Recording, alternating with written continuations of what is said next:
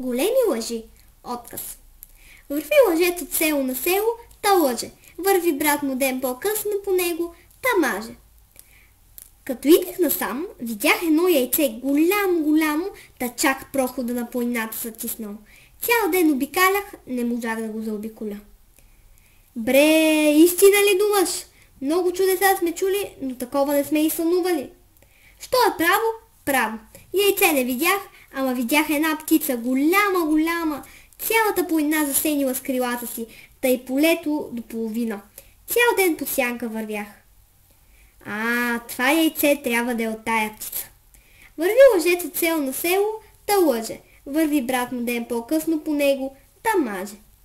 Като вървях, братя мои, с полето, си с една буря, един вятър. Мен лъжа, вам истина. Завъртя един керван от 300 магарета, та чак ги в небесата дигна. Бре, човече, що думаш? Такова чудо видял ли се? Що е право? Право. Буря и вятър не видях, но днес, като идех насам, се гледах, че от небето самари падаха. Видиш ли, тия самари са от ония магарета. Тюбре, да не повярва човек. Елин Пелин.